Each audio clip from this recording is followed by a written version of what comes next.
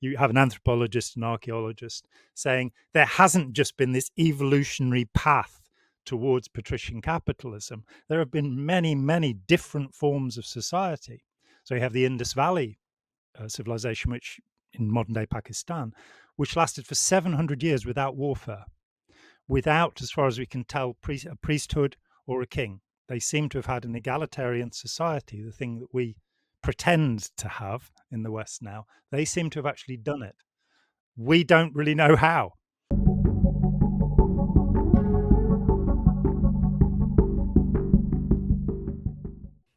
All right, we are back with Jon Atack.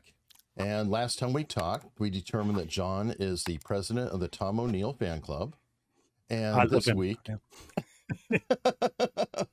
or in this session, we're going to talk about, well, something that's kind of related to him, and that's the human predator.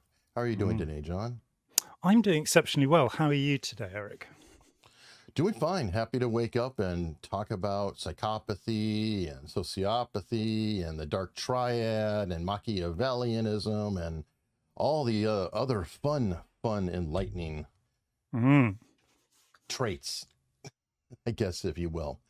Now, in your book, Opening Our Minds, you brought up something I've never heard of before, and that's an apath. This comes from Jane McGregor, who's at Nottingham University, and she put forward the idea not so very long ago that society is formed of sociopaths, empaths, and apaths. And so you've got a tiny percentage of sociopaths, somewhere from, let's say, 2 to 10%, depending how we classify them, and a tiny percentage of empaths, probably about 2% if we're lucky. And in between are people who can be swayed. And so she calls them apaths. It's interesting because it's a refashioning of Eric Fromm's idea, which goes way back to the 1940s, of the pseudo-identity. And the idea that Fromm put forward was that about 60% of people don't really develop a self. So they have a pseudo-self. And he blamed Nazism on this. He sort of left Germany not so very long before. And that idea developed in his mind over the next 20 years or so into the idea of narcissism. And he put forward the criteria for malignant narcissism, which is what we usually mean when we use the word narcissistic. We don't mean vain, which is what the word probably more accurately means. And so you've got this idea that people don't develop, they don't grow up, they don't become adult, and they will therefore follow whoever is bossing them around. And empaths don't boss people around. So they'll tend to follow sociopaths. And her idea is that they form a bond, and sociopaths use apaths to eliminate empaths from the society, which is a fascinating idea. Yeah, it is. And it's a weird choice of terms, though, because apath, it makes me think apathy. And apathy is pretty dark if you go down that route, in my opinion. It's just sort of like you're most of the way to psychopath. You just really don't care. You're apathetic. You're just bah. And I don't know.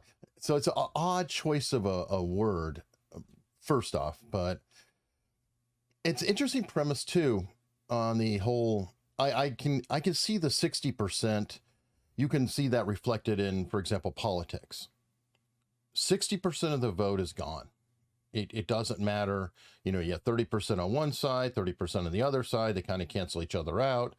Everything is being fought for this up to 40% in the middle. So I find that an interesting principle. And then we're getting closer to 80-20 maybe, and you can get into Pareto principle.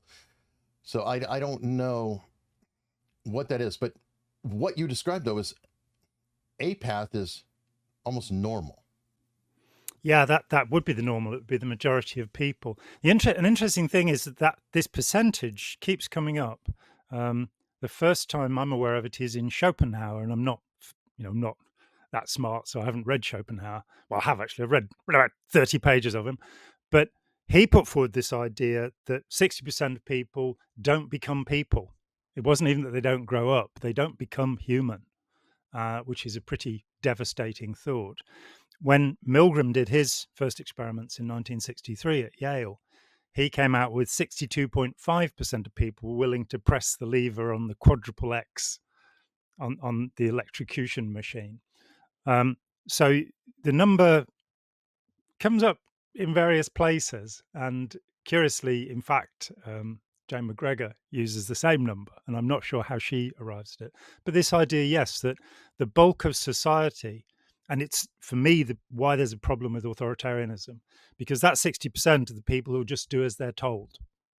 They will just follow. They don't consider their opinion worth thinking through. They don't consider that their opinion matters. They take their opinions from another source. So they agree with somebody who they consider to be superior to them.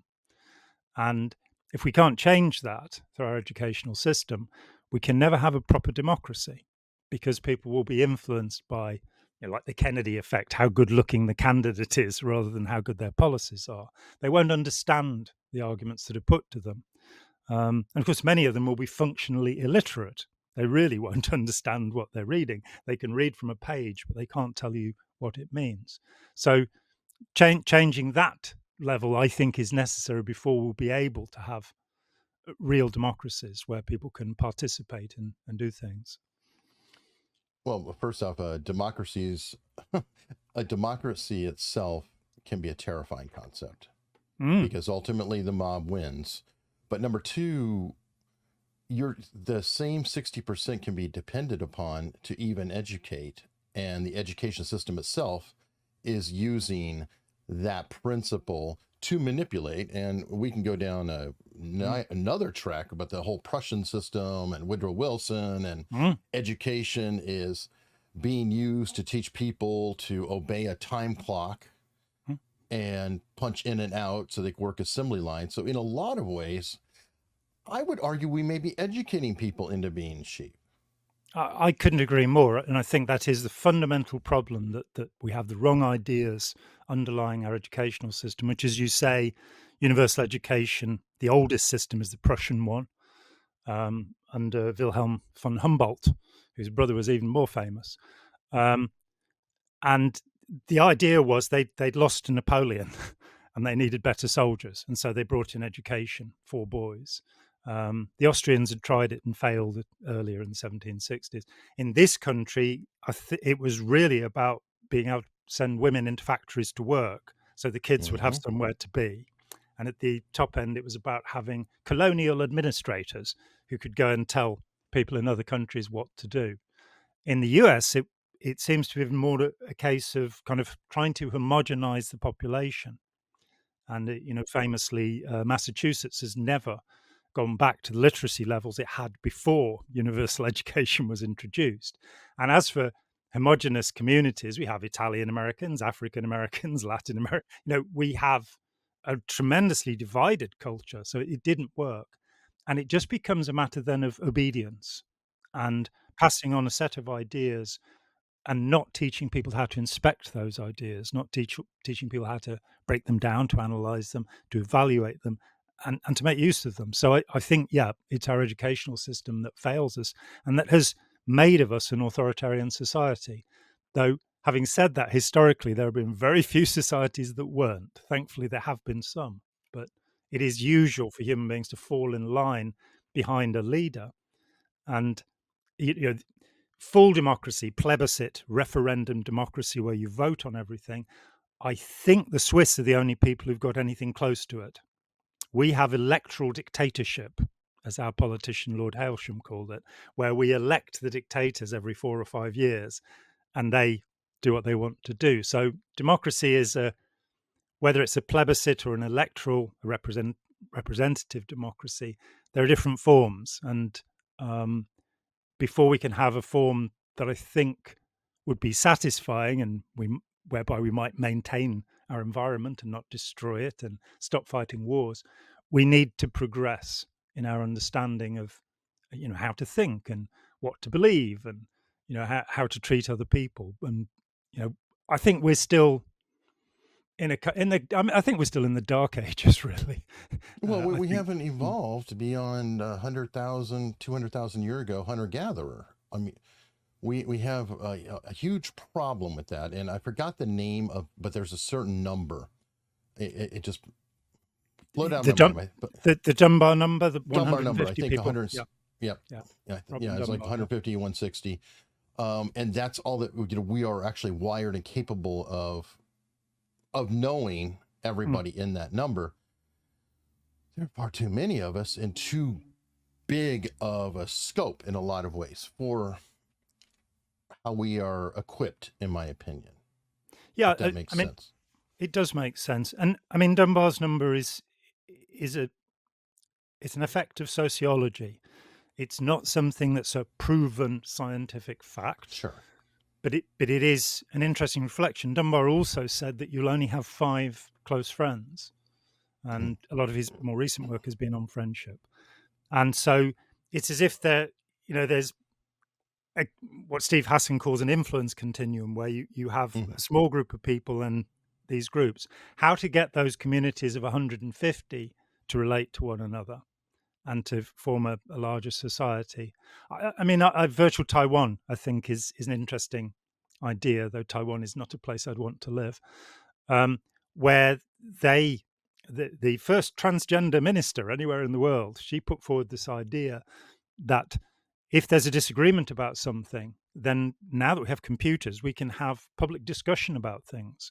And they had a discussion about whether electric scooters should be permitted because they had about a 50-50 split. And by discussing aspects of that,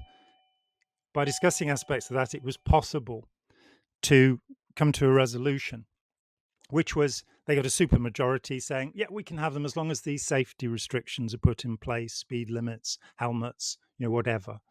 And so I think that's something that we can move towards. But before that, we need to really change the way people think and the way we debate and discuss things. I think that's really important. I mean, but you and I really agree on this, that the megaphone culture is not the way to go. Just shouting abuse at people it's a terrible thing that's happened in our society. Well, because it leads into cognitive dissonance. Mm, And the harder someone's position is, the more you yell at them or crush them with facts or whatever you want to call it, the more they're going to dig in. yeah. It's just a natural response. The best people, I always bring up Daryl Davis, is somebody who goes around and collects Klan robes here in the States. He's a black blues player, musician. And I think he has 70 or 80 literally Klan robes, Nazi uniforms, from people who were in that Mm, mindset, who he changed their mind and they yeah. gave it to him. He's friends with them, and he's friends with many who are still in that group. Mm, But his basic premise, and it almost leads back to the Dunbar number and everything else, is he breaks the cognitive dissonance by the fact that, according to their philosophy, all black people are bad, right? mm, But then they like Daryl, so now it becomes all black people are bad except for Daryl. But then that breaks down the dissonance. It mm, really does, because it's hard to start reconciling that when, okay, now this black man, you like him, he's your friend. mm. So how can now you're suddenly relating to one of the people. I don't know where I'm going with it, but I think that kind of thing is more effective in changing minds. Is just Mm. ask a question and make sure that you have an understanding of what people are saying, and just ask questions. Say, oh, okay, so how did you come to that? Yeah. And a lot of times there's a very legitimate reason that they have come to their conclusion. It may not be the most socially acceptable. It may not be the one we like, but it's very helpful to have an understanding of the origin. Absolutely. And just hurling abuse at people based upon our preconceptions and prejudices only leads to warfare, only leads to aggression.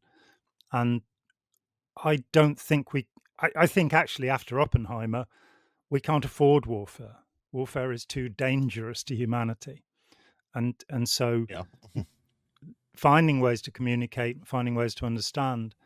And that's, I mean, most of my adult life, I was on the, as you know, was on the edges of Scientology from the age of 19 to 28, which is Mhm. 40 years ago now. And coming away from that and understanding that, you know, there are people who'd become fanatical, they'd Mhm. become true believers, and it was no good presenting evidence to them. That evidence didn't matter to them. You know, anything that contradicted their certainty, their sense that they knew things, which was basically their belief in what they'd been told. It wasn't a belief based on evidence, it was a belief based upon opinion. That it really surprised me to find that, you know, pointing out that Ron Hubbard had lied by giving two of his statements that contradicted one another, that they would Mhm. find a justification for it. You know, that the end of World War II, he was crippled and blinded in Oak Knoll Hospital in North California. Yet he himself also says, having said that, that on July the 25th, 1945, he went down to Hollywood and beat up 3 petty officers. And I would show that to a Scientologist. And I remember this one person distinctly, and she looked at me and said, yeah, there's a simple explanation for that. He had 2 bodies. Okay. Yeah. And then when I said, well, he didn't see combat in World War II, and I've read his records backwards, forwards, sideways, and, you know, set them into the history of around them. He did not see combat, though he claimed to be a war hero. And she didn't miss a beat. She said, "No, he saw combat." And I said, "How do you know?" She said, "I served alongside him in my last lifetime." And it's like, that's where we're going with that Wow. one, you know.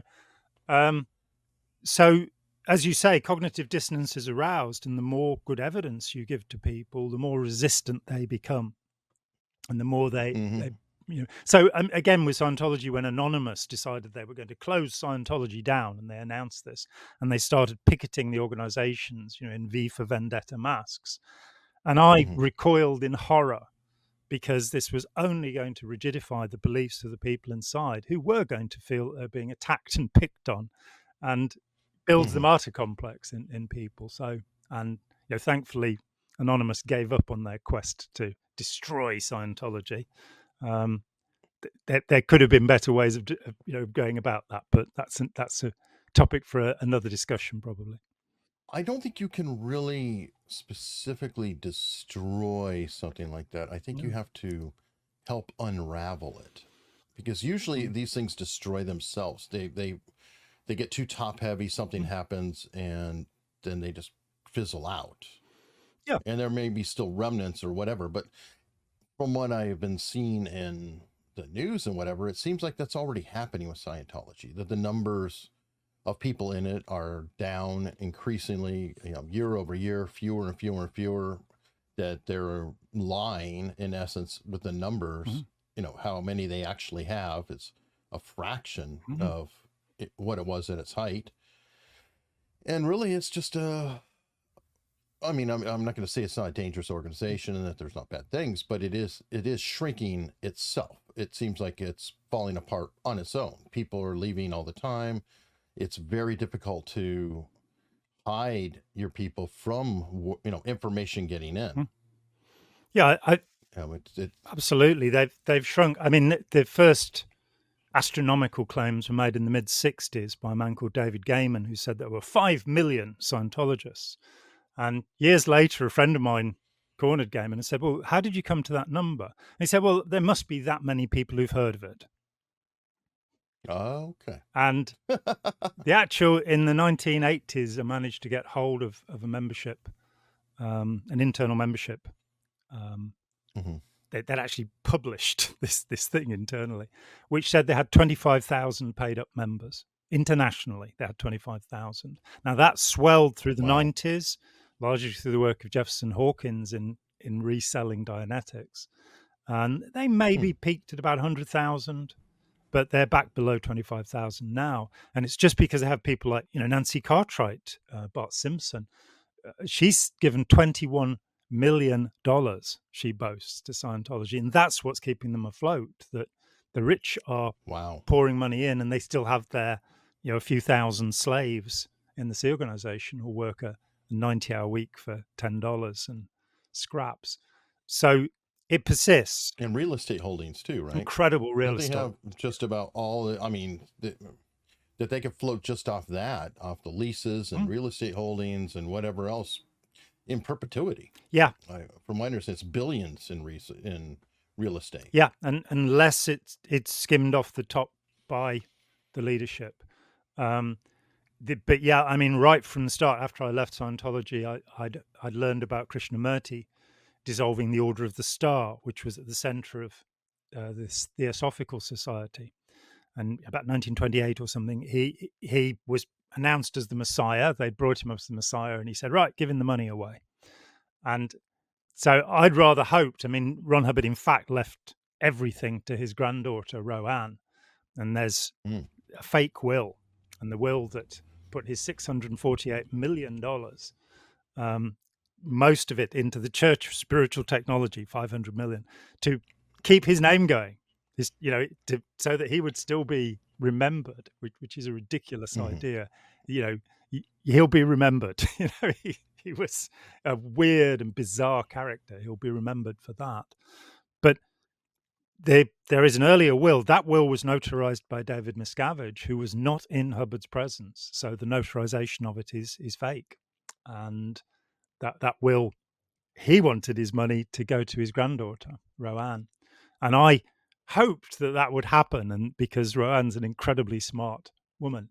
And but she left Scientology after 27 years of being pretty much imprisoned in the desert at Gilman Hot Springs. She left, and I briefly was in touch with her, and she said she had absolutely no interest in having anything more to do with Scientology in or out of court, even if it meant a huge amount of money. She just didn't want to know, which is understandable. But my hope was that somebody like her would come along and say, right, I'm giving the money back.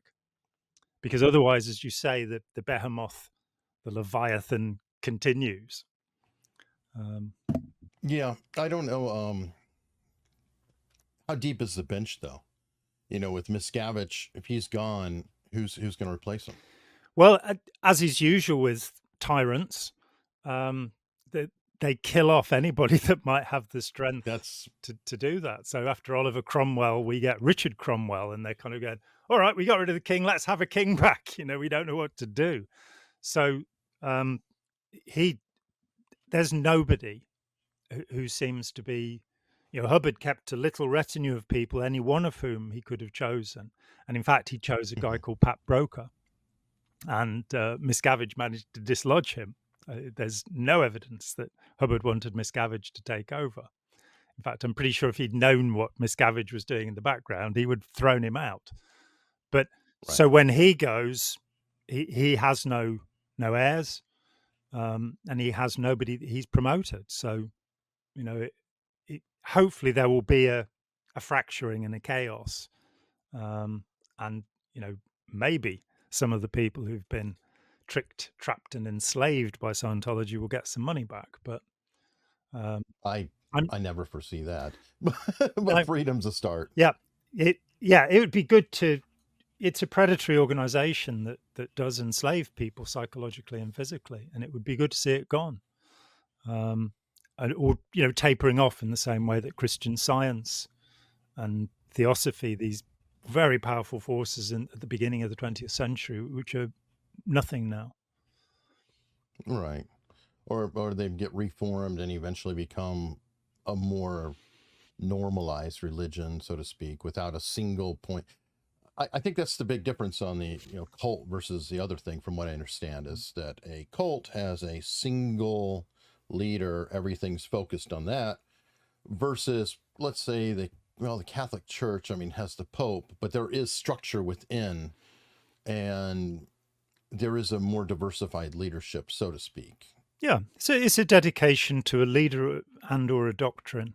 And the sociologist Roy Wallace, who investigated Scientology very deeply, wrote a book called The Road to Total Freedom. He wrote another book called Salvation and Protest, which is almost never referenced. And in that, he put forward the argument you've just put forward, which is that a cult will, if you like, become a sect. It will become something more socially acceptable. So if we look at the Latter-day Saints, the Mormons, that Yes. polygamy was an essential doctrine of Joseph Smith, Yep. their founder, and they put that aside so that they could fit in. They have other problems, but No, they do. And by the way, it did. Then those all splintered off. you have something So like you 180 polygamous sects now as well. Yeah. Right. So you have all those, and then the quote Jack Mormons, and that's an interesting phenomenon in of itself. But yeah, there are splinters off from the main group. Yeah, I mean, just as for sure. as historically the Roman Catholic faith splintered from the Orthodox, and then the Protestant splintered from the Catholic, and on we go, and that you get ever smaller sects, and it will be interesting. I unlike Scientologists, I don't believe I shall reincarnate, so I probably won't be there to see it. But it will be interesting in 100 years' time to see what's left of Scientology, because a lot of their power was the control of information. So that, when I published Let's Sell These People a Piece of Blue Sky, which remains, curiously, the only real history of Scientology, the only attempt at that, other than derivative works like Janet Reitman's Inside Scientology. But when I published that, there was no World Wide Web, and everything was hard to come by. We made sure in the 90s that the material that went into that book went on to the web and became accessible. And so it was said of me before the internet and safety in numbers, there was Jon Atack, because I was somebody who was determined to make that material available. But in that, the pre-internet era, you could silence people, you could harass them into silence, and Scientology did that, but you could also steal books. So we had 200 copies of the book put into British libraries. They were all stolen. In fact, the librarians magazine, the British Librarian, said it was the most stolen book in library history.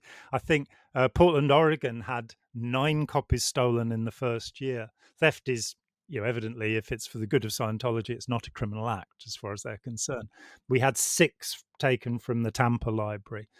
And I was all for it, because every time one was stolen, they had to buy a new one. So I was doing quite well at that. I was going to say that could be a marketing scheme. They might have been investigating you, saying, "Hey, are you getting this? This is helping you commercially." Sadly, the publisher didn't pay me my royalties, so it all got kind of trapped. Oh, wow. We took it all back. The edition that's out there now is under my control.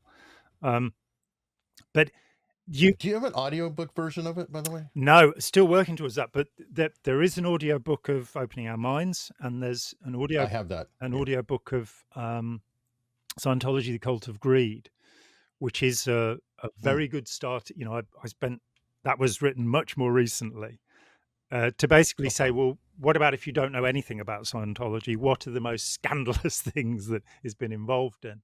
And in the book, we actually reprint. There's, for example, a 1947 letter from Ron Hubbard, which is a request for psychiatric treatment. And he would later be saying, this is the point where I'd found a breakthrough technique to heal my war wounds. And you're going, no, you were begging psychiatrists to look at you because you were suffering from depressive illness. So it wasn't very truthful necessarily. But that's available as an audiobook. I intend to do Let's Sell These People a Piece of Blue Sky as an audiobook, but we have to see how because it's a lot of time. I didn't. You just think, I'll sit down and read that. That'll take me, a few hours. No, it's a nightmare. I'm a bit better at it. When I did Opening Our Minds, I could not believe how difficult it was, because I love reading stuff out, and it's like I'd get 10 minutes in and my throat would start. I could sit for hours and talk with people, but so it's different because you're also having to focus. You need to have a good modulation, and there's little tricks like when you're reading, you need to start in the middle of the chapter and keep reading through, like partway through the next chapter. And make sure you never end a session on the end of a chapter, because it allows it to flow better. Anyway, there's a lot of craft involved. It's very much like the writing process, that you're always best to get up from your writing table halfway through something with the rest of the thought, the next paragraph still in your head, so that when you come back. But yeah, it's a good point. I hadn't thought about that, so thank you for the tip. Yeah, I've interviewed like Scott Brick, who's one of the top audiobook narrators in the world. Oh, Hundreds and hundreds of titles and all the New York Times, a bunch of New York Times bestsellers, etc. wow. And really interesting stuff. And Andrew Werlin, anyway, another one. Question though, circling back, one issue I worry about, and I saw somebody as a guest on another podcast, and this person thankfully was able to escape a cult. I won't name the cult because I don't want it to be a case of, identifying the people, well, if I'm being critical. But the individual got out of a cult, and now everything is a cult. That is a situation worries me. Like, I mean, we have something called culture. Anyway, for example, I think the individual said that the military is a cult, and it's like, not really. I would disagree. There are indoctrination principles. I mean, basic indoctrination training literally means mind control for basic training. But I don't believe in the military itself being a cult. What are your thoughts on that type of thing? Yeah, I agree with you. There's a differentiation, which is if you join the military or a true religious order, and I'm, as you know, an agnostic, but nonetheless, if you want to become a monk or a nun, or you want to become a soldier, you'll be told what it entails. If you're going to become a soldier, you know that you'll be offering your life, quite possibly. So the difference in what makes, let's say, a dangerous cult or a destructive cult is the hidden agenda, the manipulation, that you don't know where you're going. And there are processes. I mean, there's been tremendous criticism from time to time of deaths in military training. Yeah, there's no question about that, but that's not a cult. And No. Good point when you said you choose to. And there's also a time limit. You are enlisting for a period of time. Well, there's a contract. To be fair, if you join Scientology's C organization, you are enlisting merely for 1,000 million years. So there is still a contract. Fair enough. You're right. Forgive me. I'm completely wrong. Scientology is good to go. Perfectly fine organization. There's another thing that they have in the military that's called a salary. Yes, yeah, that's right. And it isn't the best. Okay, there's a lot of very poor troops, but I think all of them are incredibly wealthy compared to the Sea Org. Yes, they are. And I mean, my friend Archelef, who's the pioneer of courageous followership and intelligent disobedience, two wonderful concepts. And currently, the US military and the civilian arm of the military, which employs, I think, 300,000 people, use his principles. And they've moved from saying you shouldn't follow an order because it's illegal, which has been the standard, to you shouldn't follow an order if it's immoral. And this is so. And I mean, one of the best books on morality I've ever seen is the book that's used at West Point to train officers to think about these things. So that kind of unflinching and immediate obedience, which is necessary in battle situations. Yes. But in a cult, that's there all the time, and you're not allowed to question, you're not allowed to discuss it. And there is a sort of higher purpose. And, I suppose the military can become cultic and has at times been cultic, but when you have cults within too. And there are problems, and you got to be careful. I mean, they do a good job. The military was among the first to be integrated in the United States. Yes. So while there's bad things, there's a lot of good things in there too. But a good example of that is this goes back to the Civil War. They tend to keep people stationed in different areas. So If I'm from New York, I might go to Fort Benning, but my buddy from New York in the same neighborhood might go to Fort Sill, and they kind of try to, Mm. spread people out as best as possible, especially early in the career. And that helps mitigate things like gangs, Yeah, because there are a lot true. of, and by the way, it's not all bad. There's a lot of reformed gang members who go into the Mm. military because it's a comfortable lifestyle. You're going from one gang to another, so to speak. They already have a loyalty built in and Mm. different things. It can be healthy to redirect that attitude, so to speak. Yes, of course. But the military is good at that. They move people around a lot, Mm. and I think that can be helpful. Like if a person gets promoted into a particular rank, they get moved immediately to like another company. Yeah. So everybody at that other company gets to know that person at that higher rank, Mm. and there's a little less of the whole, oh, you weren't such an ass when you were just a Joe soldier like me. What's gonna, Mm. it helps with some of that. It makes sense. Yes, so that the new authority they have, can be expressed, and people will be more willing to follow them, because they. Now, within the military, though, you can get, I don't know if I call it a cult or I'd call it a conspiracy or a gang, but you can get some like-minded people who will Mm. sometimes operate with each other in a criminal endeavor Mm. or a cover-up type of situation, or there can be a authoritarian type of leader who's so charismatic that he sort of pulls in almost a cult within Mm. the military. That does happen.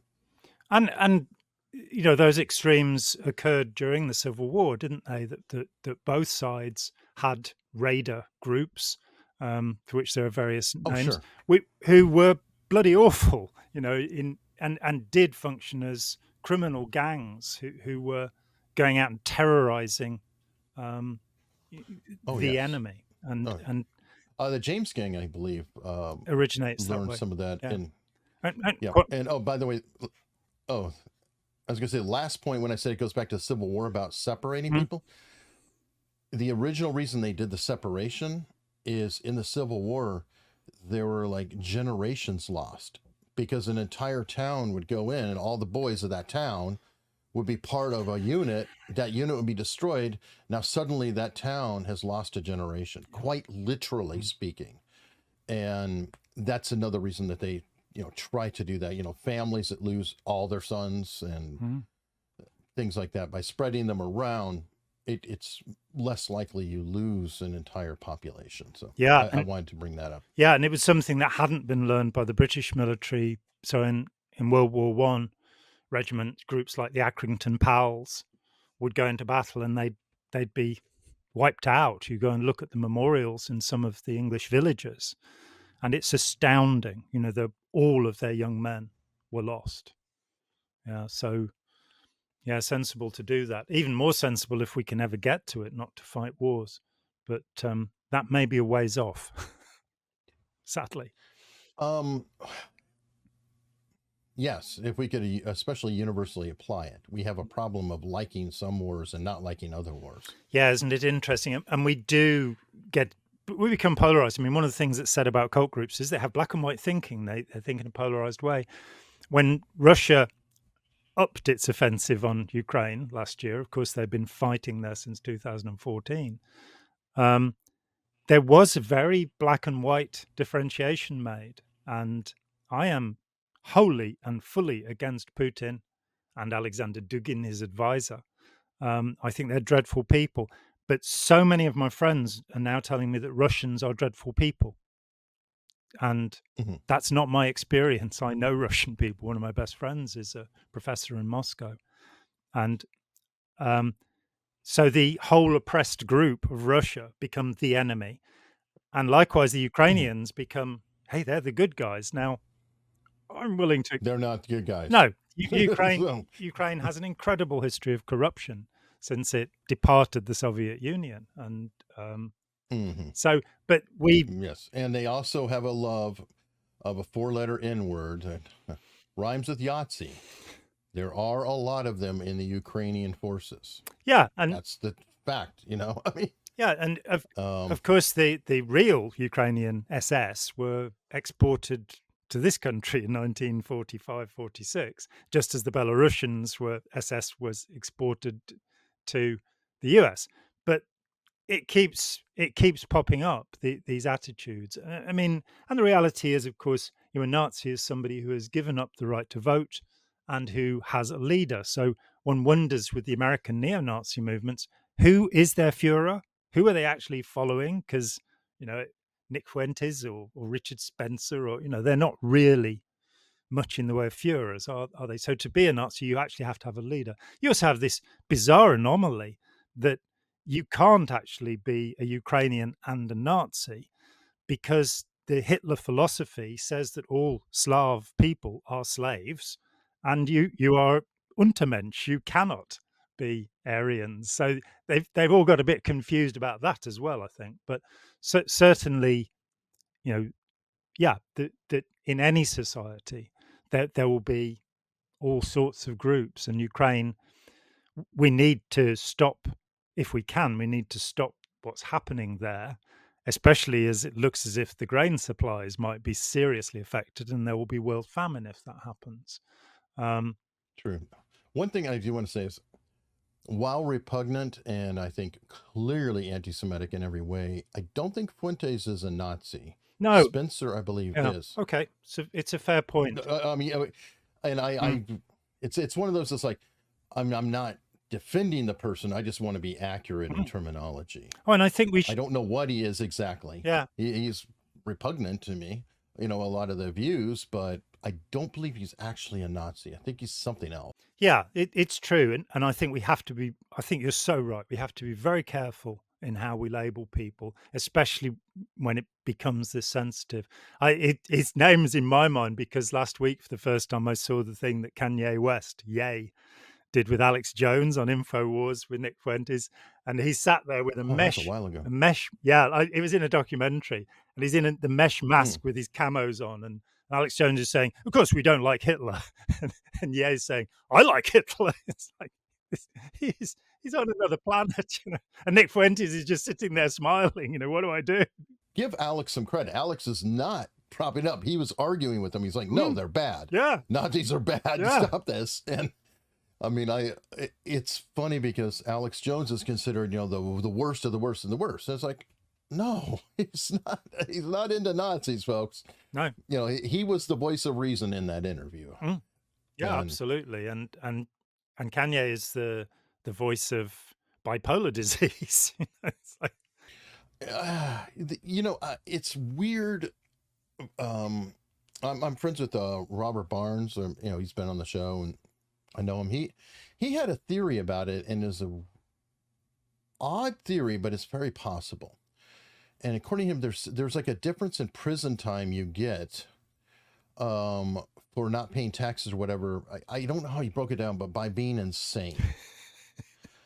And he didn't know if Kanye might be actually out there almost pleading an insanity or displaying an insanity, which could make a huge difference for any possible time served on like $100 million tax bill.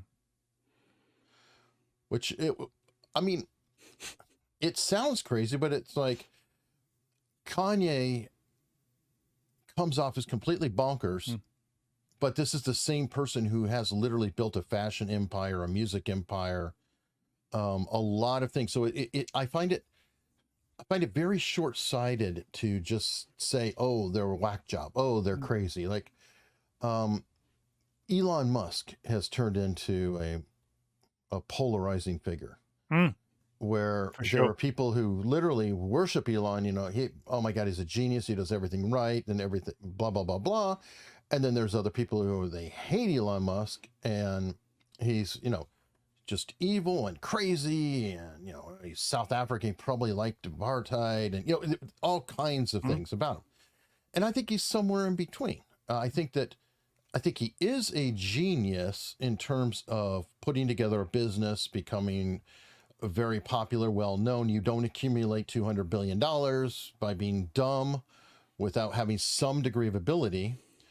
But I also don't think he's necessarily your friend either. His nature, he tends to be very mercurial, um, capricious in his actions. Like 1 second he's this, the next second he's that. There's a very real inconsistency in some of what he's doing. But that doesn't mean there's not a strategy. I don't know if the strategy is good or evil or otherwise, but I'd like to think that we should always look a little deeper into what people are doing, especially if they've managed to be so successful in whichever way. And I'll throw out another name because it ties to Kanye, but Kim Kardashian. Yeah. Kim Kardashian used to be kind of one of the hanger-ons to Paris Hilton. You know, like one of her friends or crew or whatever. She was in a porn video or something, you know, like an adult video, a sex video that went, you know, wild. And then she's managed to turn into one of the most famous people in the world. And by the way, some of that is Kanye West. And I did not know it. I guess Kim Kardashian has come out of late and said that when Kanye started to date her or meet her, he went to her closet and said, "You have no taste." And she's like, "What do you mean?" You know, she had all the top brands and stuff because, you know, did TV things. He goes, "You're wearing what's popular. You're wearing what other people have put out there." And he threw out her entire wardrobe and he said, "You're going to be the leader." And that turned her into this fashion icon, whatever, so well known. Now, my personal feeling is I just don't get it. I don't get the appeal of Kim Kardashian. I don't understand how this person can do it. But I've tried to step back and say, well, that's your problem, Eric. You just don't understand. There is a reason that it happened. You've just got to figure out what that actual reason is.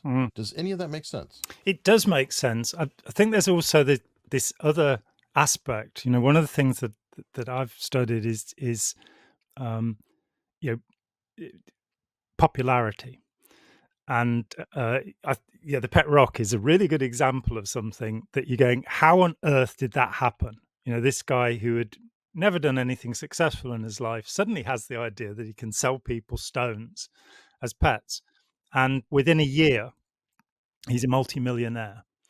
And that other aspect, which, you know, I was married to a fashion designer, so I had 8 years of so I had 8 years in around the fashion industry. And I remember sitting down with a woman. She was head of one of the significant fashion colleges. I won't name them or her. And she sat down with me at dinner and she said, "I know that everything we do is nonsense. You know, it has no meaning whatsoever. And you see the catwalk shows and all of this stuff going on, and the millions that are being pushed through these industry, and they decide what the colors of the season will be. And there's this sort of flocking swarm effect where it's like, this year it's going to be this green and this blue, and everything's going to be that. And you see the world following it. And so I'd say there's a difference. That's, say, the difference between a Paul Simon or Joni Mitchell song and K-pop, that something can be amazingly popular. People will absolutely love it. There was a passion in London in the, I think, 1830s for walking up behind people and knocking their hats off. And this went on for about 10 years, you know, and then you have phrases that will, like, far out, or, you know, some phrase that will come into the English language.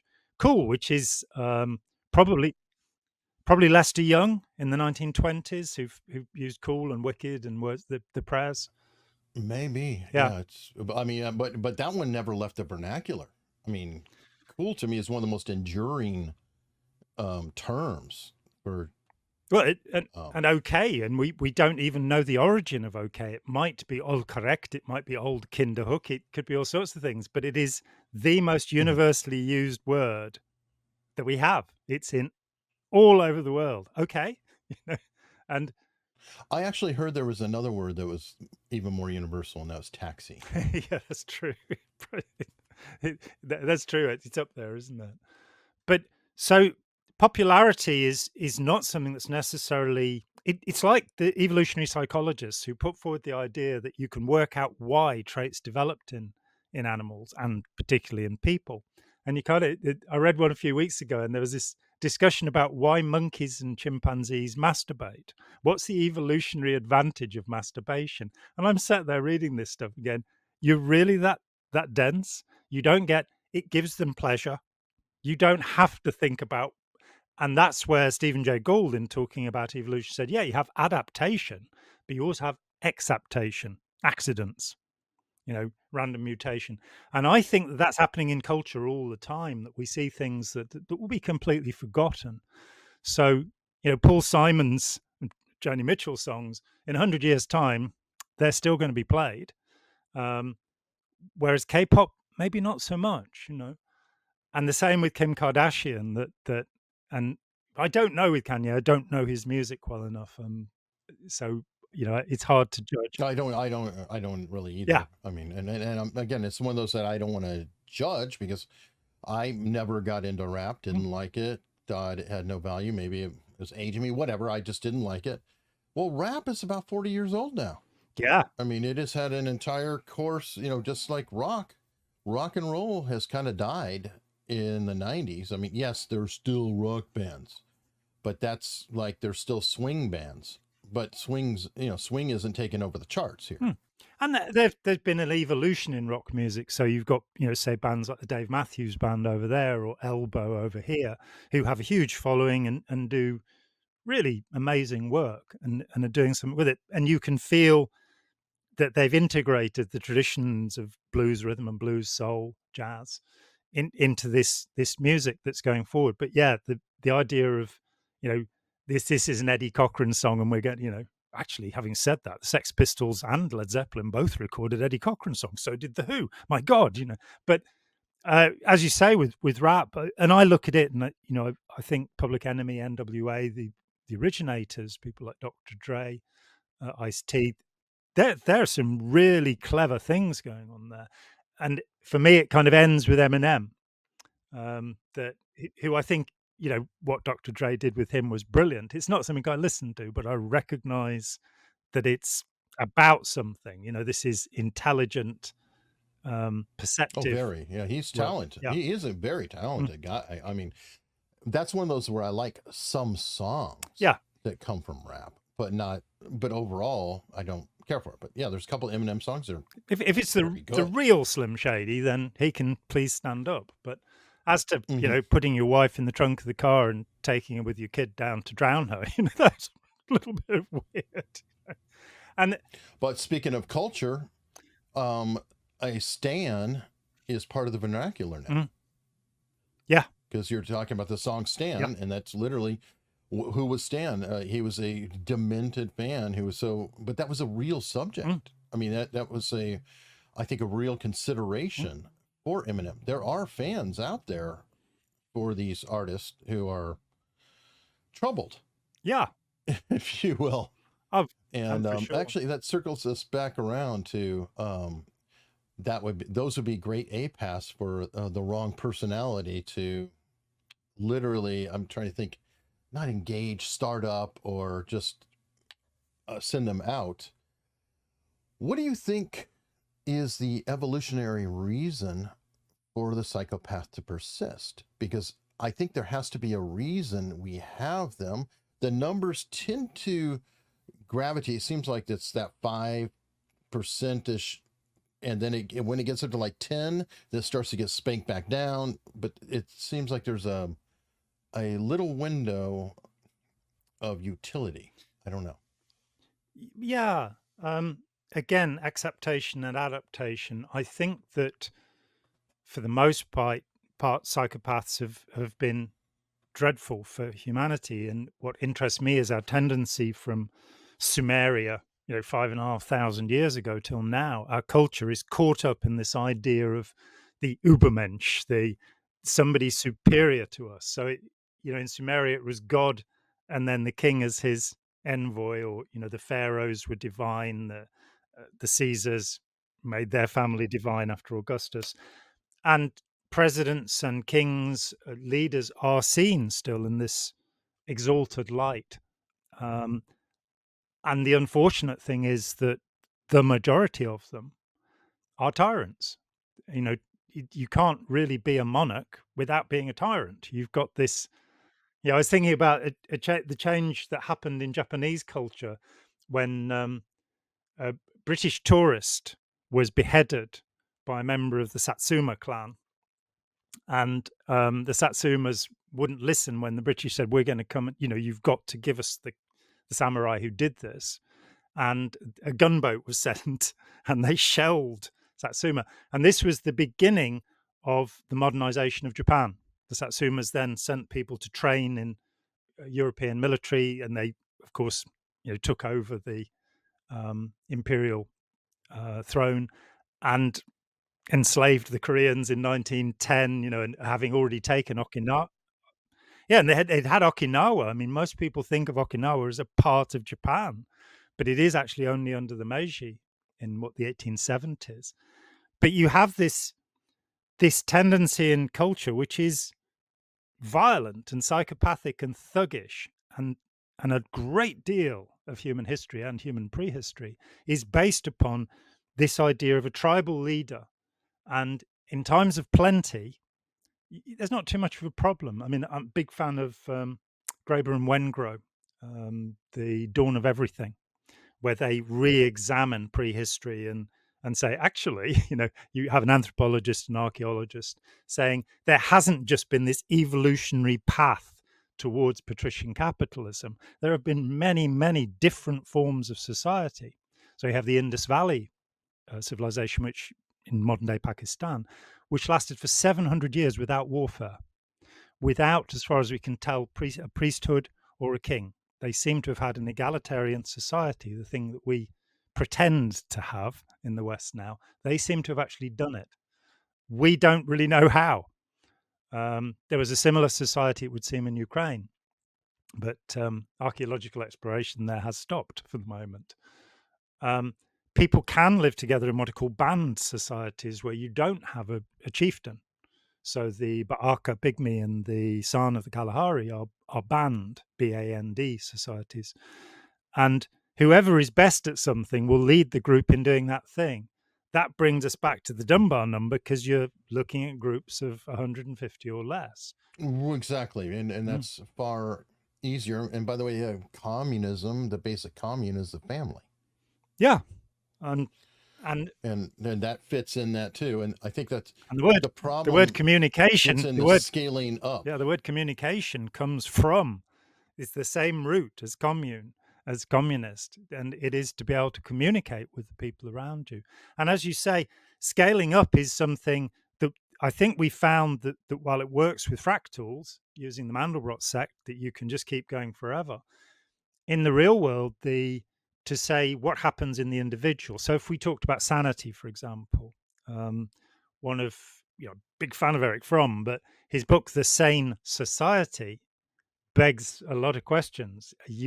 Because the idea that madness can be a social thing or an individual thing, I think it functions differently. And having said that, I think the social psychiatrists, people like Bandy Lee or my friend Stephen Moffat, that they are seeking to look at how can we use our understanding of individual behavior to help society.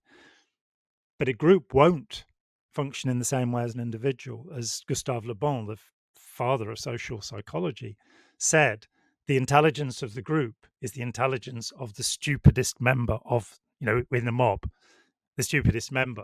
And we've certainly seen that, where we give up our reasoning to the feeling of the mob.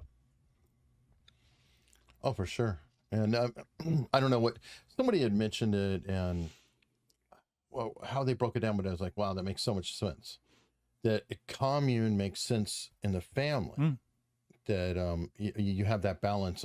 I forgot the basic principle that those who have will give to those who need, or whatever. Altruism. That is exactly how a family. Yeah. Yeah, that's exactly how a Mm, family is designed to work. You know, all the way down into a small village or mm. whatever. Once you start to scale up now, then we have problems doing that. So you need another kind of government or whatever you will, another kind of contract between people.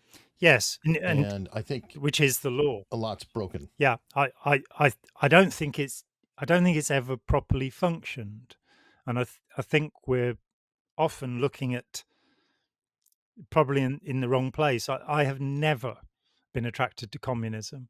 I've never been attracted to Marx's ideas. Um, However, I think there are certain fundamental ideas there that are good and wholesome, and one of them is the idea of the haves and the have-nots. Um, that this idea of how do we balance wealth in a society? How is it that we can have these obscene extremes of wealth? You know, if we were thinking about us being, let's say, squirrels instead of human beings, it'd be like a squirrel who's collected enough food for 100,000 years and is sitting on it and making sure nobody can get it.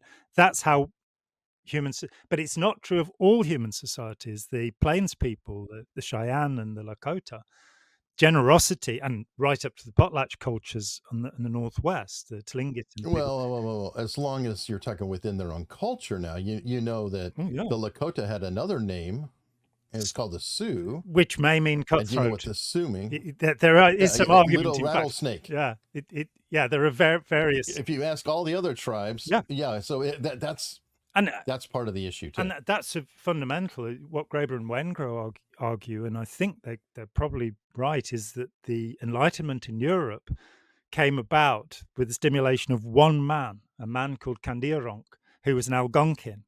And what they did not understand when Europeans were arriving in Turtle Island, America, was how was it they hated each other so much? Because their familial concept was we will do anything for our family, for our tribe, for our people, and we have nothing for other people. So yes, the generosity towards your own, but when they were put on reservations, the Cheyenne and Lakota would still, when a white man, a carpetbagger, came along and said, "Oh, I like the look of that horse," they'd give it away. It's a part of their culture that the most eminent person in the society is the one who has given the most away, not the one who has gathered the most. So it's just to say that our cultural way is not necessarily the high point of evolution. That there could be other ways of doing things, and we do need to start Well, we thinking have a about little bit of that here. We just like to wait till the that. end. Yeah, You know, Andrew Carnegie famously did all the libraries. You know, so that killed a is a thousand Chinese people, got the money together, and away we go. Yeah, yeah. and Bill and Melinda Gates, $59 billion given away so far. That's Yeah, but how much have also they earned from so doing it? much But money made back from. Don't get me started on the Bill mm, Gates route because that guy. Ooh, I don't like that guy at all. I feel like he built up this reputation of this genuine, wonderful philanthropist, and I didn't realize he's the same cutthroat he always was in charge of Microsoft. You know what they did to Netscape, he's done to people in India, testing out drugs on them. The guy's buying up every piece of farmland in the US he can get his hands on, trying to help guide people. And I don't like cult leaders, okay? I don't like the World Economic Forum. I don't like these people who are determinate no, what's good. nobody should have that much power. And if we are to move our way towards democracy, we have to get past plutocracy, which is where we are at the moment. And in the US, worse probably than anywhere else, that the only way you can get into power in the US these days is by having $1 billion, is by having a huge backing. One hopes that the web and access to the web and being able to advertise and promote through the web might mean that another political force can come up, just as it did in France with En Marche. And I am not a fan of En Marche, but within 1 year, they took the government over from starting a political party, one of the top 10 economies in the world. And we got Emmanuel Macron, which is not very keen on him either. It's just that it shows that it can be done. And rather than it being, if you give us $100,000, then we'll do good things for your corporation.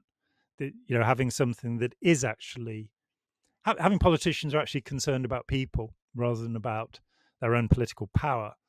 I Yeah, that's hard. And you know what? We'll wrap up today because that leads in. I think next time we're going to talk about the political spectrum. let's do it. What the right is, what the left Yeah. is potentially. And I think they're irrelevant. We need to look at up and down I versus left and right. absolutely agree. But Yeah. and also the idea of, how do I put it? We have a situation where the US has two parties that dominate so much that that's problematic. And a lot of people say, well, let's get, a bigger third party and fourth party or whatever. There are inherent problems with that too, because now you can have some party that wins with 26% of the vote. Yeah, look what happened in Germany in 1933. Yeah. So, but we'll talk about that next round. Yeah. And I think that'll be great. People comment below if you have any ideas, suggestions, etc. We sort of went off the rails a little bit. We started out with the Predator and then just went into, would you call it philosophy? I don't know what we did the last hour, but it's been fun. It has been fun. And that's the main thing, I think. To be able to discuss things, to be able to air opinions, find out what we agree and don't agree about, and look at what evidence we've got, and move forward. I mean, and for me, our conversations are very reassuring because it shows that coming from quite different backgrounds, that we have come to very similar perceptions of reality, which are non-standard. We are neither of us people who are thinking within the tram lines. And I think that's what we need to encourage with people, to go, okay, no need for tram lines here.